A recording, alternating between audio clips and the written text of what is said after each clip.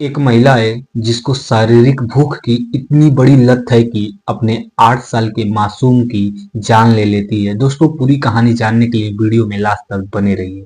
उत्तर प्रदेश के आगरा थाना पिनाहट के पास एक मोहल्ला होता है, नयापुरा। इस मोहल्ले में एक घर होता है यशोदा का, और इस घर में यशोदा का 8 साल का बेटा जिसका नाम होता है रौनक, और उसका देवर जिसका नाम होता है भानु कुमार, और यशोदा का पति जिसका नाम है करण सिंह, वे सूरत शहर में काम करता है। यशोदा देखने में बेहद ही खूबसूरत थी।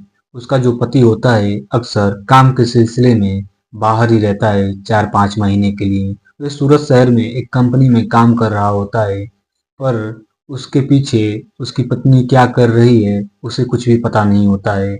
वे एक रोज अपने घर आता है। जिस दिन वे घर आया रहता है और घर आने के बाद वे मार्केट चला जाता है, तभी करण सिंह की पत्नी यशोदा के कमरे से चीखने की आवाज आने लगती है। तो 8 साल का मासूम रौनक जाकर देखता है तो देखता है कि जो उसके चाचा हैं भानु सिंह, वे उसकी माँ के साथ शारीरिक संबंध बना रहे हैं। 8 साल का मासूम रौनक वहीं पर बैठकर देखने लगता है। तभी यशोदा और यशोदा की देवर की नजर उस 8 साल के मासूम रौनक पे पड़ जाती है। रौनक को देखकर यशोदा और भानु डर जाते हैं। अब दोनों डर के मारे आपस में बातचीत करने लगते हैं, कहीं रौनक जाकर भैया को सारी बातें ना बता दे हम लोगों के बीच जो हो रहा था। भानु यशोदा से कहता है कि भैया अभी मार्केट गए हैं, क्यों ना रौनक को मौत के घाट उतार दिया जाए और किसी को पता भी नहीं चलेगा। यशोदा थोड़ा हिचकिचाती है, कहती है ये मेरा सगा बेटा है, हम ऐसा तो नहीं कर सकते हैं। पर भानु के बहुत कहने पर यशोदा भी मान जाती है और दोनों मिलके रौनक को मार देते हैं, और मारने के बाद एक बोरिया में पैक कर लेते हैं। पैक करने के बाद जो भानु होता है वह अपने रूम में रखा रहता है। जब उसके पति आते हैं यशोदा के, करण सिंह, तो वो पूछते हैं बेटा कहाँ गया। तो वो कहती है कि बेटा दिखाई नहीं दे रहा है, अभी इधर ही तो खेल रहा था। काफी खोजने के बाद रौनक नहीं मिलता है तो यशोदा अपने पति करण सिंह से कहती है कि आप थाने में जाइए और गुम होने का रिपोर्ट लिखवाइए। करण सिंह थाने में जाता है और गुमशुदगी का रिपोर्ट लिखवाता है।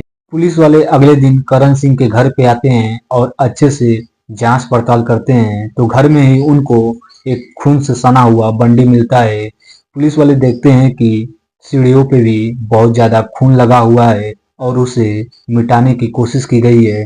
सीढ़ियों के रास्ते से जब छत पे जाते हैं पुलिस वाले तो देखते हैं रेलिंग पे भी खून लगा हुआ है, और छत के पीछे जाके देखते हैं तो एक बोरा में बदबू आ रही थी। तो बोरा जब खोलते हैं तो उसमें से 8 साल की मासूम रौनक की लाश निकलती है। यशोदा लाश को देखकर रोने का नाटक करने लगती है। उसका जो देवर होता है वह भी रोने का नाटक करने लगता है। करण सिंह भी रोने लगता है। पूरे घर में मातम छा जाता है। पुलिस वाले और अच्छे से बारीकी से जांच करते हैं। घर में जितने मोबाइल फोन थे सभी मोबाइल फोन को चेक करने लगते हैं, तो भानु सिंह के मोबाइल में यशोदा के साथ बहुत ही अश्लील फोटो मिलते हैं। तो पुलिस वाले भानु सिंह से पूछते हैं तो भानु इधर उधर की बातें करने लगता है, तो पुलिस वालों को शक हो जाता है। तो वे सख्ती से जब पूछताछ करते हैं तो वे अपना गुनाह कबूल कर लेता है और बताता है कि मेरे भाभी यशोदा के साथ 4 सालों से रिलेशन था और आज तक कोई भी नहीं जान रहा था।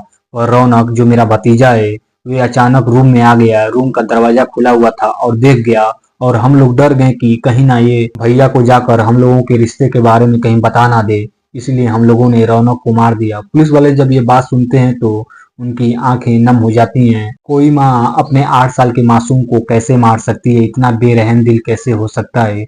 जब ये बात पूरे मोहल्ले में फैलती है तो सभी मोहल्ले वाले थू थू करने लगते हैं इन दोनों पर। फिलहाल पुलिस वाले इन दोनों को जेल में भेज दिए हैं। दोस्तों, आज की कहानी में बस इतना ही। हमें कमेंट करके बताइएगा कि आप हमारी कहानी कहाँ से सुन रहे हैं। अगर कहानी पसंद आई तो प्लीज हमारे चैनल को भी सब्सक्राइब करिएगा। मिलते हैं किसी और कहानी में, तब तक के लिए जय हिंद।